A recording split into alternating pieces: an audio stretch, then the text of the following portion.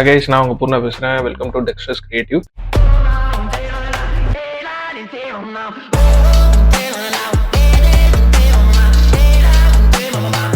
Adobe Illustratorல basic tutorials எல்லாம் பார்க்கலாம். Adobe Illustratorனா என்ன, ஸோ அதோட பேசிக் பேனல்ஸ்லாம் என்ன இருக்கு அப்படிங்கிறத பத்தி நான் ஒரு சீரீஸா I'm going to upload in the Instagram, so it will be very helpful for you. கண்டிப்பா நம்மளோட பேஜை ஃபாலோ பண்ணுங்க and I will put the link in the description also. உங்களுக்கு யூடியூப் சேனல்லையும் நீங்க செக் அவுட் பண்ணி பார்க்கலாம். 2023 Adobe Illustrator latest version use பண்றேன்.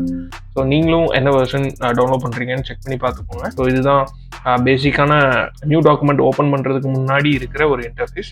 ரீசன்ட் ஓப்பன்ஸ் இருக்கும், அதுக்கப்புறம் அதோட நியூ ஃபைல் ஸ்டார்ட் பண்றதுக்கு ப்ரீசெட்டா கொஞ்சம் ஆப்ஷன்ஸ் இருக்கும். Adobe Illustratorனா என்னன்னா வெக்டார் பேஸ்ட் சாஃப்ட்வேர்.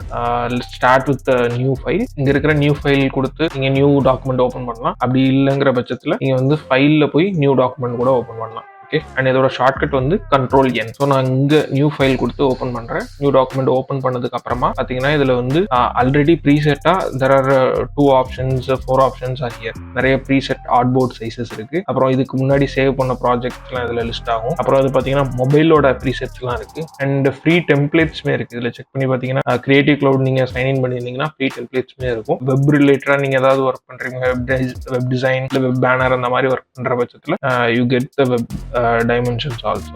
பிரிண்ட் பாத்தீங்கன்னா பிரிண்ட் ரிலேட்டடா A4 A5 A3 லெட்டர் பேடா, ஸோ இந்த மாதிரி தனித்தனி கேட்டகரிஸ் வைஸாகவும் சைஸஸ் வந்து டிஃபால்ட்டா Adobe Illustrator கொடுத்துருக்கும். இப்போ நான் கஸ்டம் சைஸ்ல எடுத்துக்கிறேன். ஸோ கஸ்டம் சைஸ்ல நான் ரேண்டமா பிக்சல்ஸ்ல 1080 பிக்சல்ஸ் எடுத்துக்கிறேன். ப்ரீசெட் டீடைல்ஸ்ல பாத்தீங்கன்னா ஃபர்ஸ்ட் வந்து நம்மளோட ப்ராஜெக்ட் டாக்குமெண்ட் நேம் கேக்குது. ஸோ ப்ராஜெக்ட் டாக்குமெண்ட் நேம் நம்ம செட் பண்ணிக்கலாம். ஸோ நான் 01 Express அப்படின்னு சும்மா ஒரு ரேண்டமா ஒரு நேம் செலக்ட் பண்ணி வச்சிருக்கேன். நெக்ஸ்ட் பாத்தீங்கன்னா இதோட வித் அண்ட் ஹைட் டைமென்ஷன் வந்து இதுல டிஃபால்ட்டா அதோட செட்டிங் இருக்கு. ஸோ அதையும் நம்ம சேஞ்ச் பண்ணா பண்ணிக்கலாம். Either we can keep it in pixels, points, இந்த மாதிரி நிறைய ஆப்ஷன்ஸ் இருக்கு. இதையுமே நீங்க கோ த்ரூ பண்ணி பார்க்கலாம். ஸோ நீங்க ஒருவேளை நீங்க வேற ஏதாவது ஒரு ஃபீட் இன்ச்சஸ் ஒர்க் பண்றீங்க அப்படின்னா அதுக்கேற்ற மாதிரி நீங்க ஒர்க் பண்ணணும். இல்லை எம்எம்ல ஒர்க் பண்றீங்க, மில்லிமீட்டர்ஸ்ல ஒர்க் பண்றீங்கன்னா அதுக்கேற்ற மாதிரி ஆப்ஷன் செலக்ட் பண்ணிக்கணும். So they also give the orientation option. லேண்ட்ஸ்கேப்பும் கொடுத்துருக்காங்க, அட் த சேம் டைம் போர்ட்ரேட்டும் கொடுத்துருக்காங்க. ஸோ ரெண்டு மோட் ஆஃப் ஓரியன்டேஷன்லயும் நம்ம ஒர்க் பண்ணிக்கலாம். ஆர்ட்போர்ட்ஸ்னா என்னன்னா ஒரு டாக்குமெண்ட்ல இருக்கிற ஒரு பேஜ். எனக்கு இதுல வந்து ஒரு சிங்கிள் பேஜ் போதும். உங்களுக்கு நீங்க மல்டிபிள் பேஜஸ் ஒர்க் பண்றீங்க அப்படின்னா மல்டிபிள் பேஜஸ்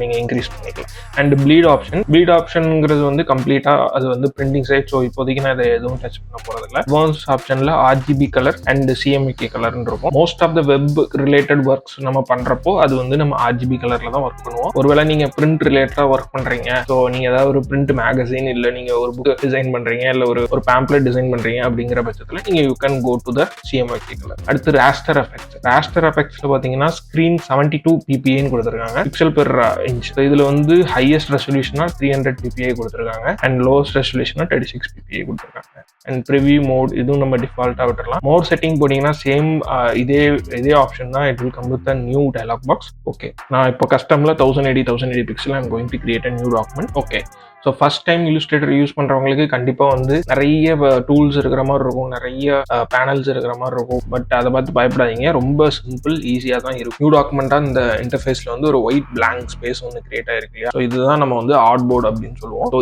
இந்த இன்டர்ஃபேஸ்ல இருக்கிற ஒரே ஒரு சிங்கிள் பேஜ். ஸோ இதெல்லாம் we call it as panels. Okay, so இந்த பேனல்ஸ் எப்படி நேவிகேட் பண்ணலாம் அப்படிங்கிறத நான் உங்களுக்கு ஒரு சின்ன பிரீஃப் கொடுக்குறேன். இப்போ எக்ஸாம்பிளுக்கு இங்கே பார்த்தீங்கன்னா கேரக்டர் பேனலை செலக்ட் பண்ணுறேன்னு வச்சுக்கோங்க. அதில் நான் கிளிக் பண்ணும்போதே அதோட மொத்த எஃபெக்ட் அண்ட் ப்ரீசெட்ஸ் எல்லாமே இதுக்குள்ள வந்துருது. ஜஸ்ட் லைக் நீங்க போட்டோஷாப் யூஸ் பண்ணியிருந்தீங்கன்னா கண்டிப்பா உங்களுக்கு அதை பத்தி டீடைல் தெரிஞ்சிருக்கும். அதே மாதிரி நான் இப்போ லிங்க்ஸ்ங்கிற பேனல் எடுத்து அதுல இருந்து நான் லிங்க்ஸை தனியா எடுத்தனாலுமே நம்ம தனித்தனியா இண்டிவிஜுவல் பேனல்ஸா ஒர்க் பண்ணிக்கலாம். நீங்க இந்த பேனல் செலக்ட் பண்ணும்போது பாத்தீங்கன்னா அந்த மேல இருக்கிற ஆப்ஷன் செலக்ட் பண்ணீங்கன்னா ஒரு கிரே கலர் டோன் வருது இல்லையா? அதுதான் செலக்ஷன். ஸோ இப்போ எனக்கு இந்த கேரக்டர், லிங்க்ஸ் அண்ட் அலைன் இந்த 3 பேனலும் ஒரே பேனலா இருக்கணும் அப்படின்னு நீங்க யோசிச்சீங்கன்னா அந்த 2 பேனல் நீங்க எது அட்டாச் பண்ணணும்னு நினைக்கிறீங்களோ அந்த பேனலோட நீங்க ஜாயின் பண்ணும்போது ஒரு ப்ளூ கலர் லைன் வரும். அந்த ப்ளூ கலர் லைனோட நீங்க ஜாயின் பண்ணிக்கலாம். இந்த 3 பேனலுமே ஒரு பேனலா கனெக்ட் ஆயிடுச்சுன்னா ஸோ இப்போ பாத்தீங்கன்னா இந்த 4மே வந்து ஒரு அசெட்டா இருக்கு. ஸோ கம்ப்ளீட்டா பாத்தீங்கன்னா character, align, links, asset, export எல்லாமே வந்து ஒரே பேனலா இருக்கு. இதுல இருந்து நான் கேரக்டர் தனியா எடுக்கணும்னா எடுத்துக்கலாம், அலைன் தனியா எடுக்கணும்னா எடுத்துக்கலாம், லிங்க்ஸ் தனியா எடுக்கணும்னா எடுத்துக்கலாம். ஆர் நான் ஜாயின் பண்றேன் அப்படின்னா அதோட சேர்ந்தே நான் ஜாயின் பண்ணிக்கலாம். ஸோ உங்களுக்கு வந்து பேனல்ஸ் வந்து ஈஸியா எக்ஸ்பேண்ட் பண்றதுக்கும் கொலாப் பண்றதுக்குமே ரொம்ப ஈஸியான ஒரு மெத்தடா இருக்கும் Illustratorல. இஃப் எல்ஸ் நீங்க வந்து விண்டோல இருந்து நீங்க பேனலை இன்க்ளூட் பண்ணணும் அப்படின்னு நினைச்சீங்கன்னா விண்டோல போய் சிமிலர் டு தட் நான் ப்ராப்பர்ட்டிஸ்னு ஒரு பேனல் செலக்ட் பண்றேன் அப்படின்னா இந்த பேனல் வெளியே வந்துடும். ஸோ இதை நீங்க ரீசைஸ் பண்ணிக்கலாம், நெகட்டிவ் வச்சுக்கலாம். இந்த சைடு பாத்தீங்கன்னா இதெல்லாம் tool section. So advance tools எல்லாமே இங்க விசிபிளா இருக்கும். ஸோ இதையுமே நம்ம வந்து எக்ஸ்பேண்ட் பண்ணிக்கலாம், கொலாப்ஸ் பண்ணிக்கலாம்.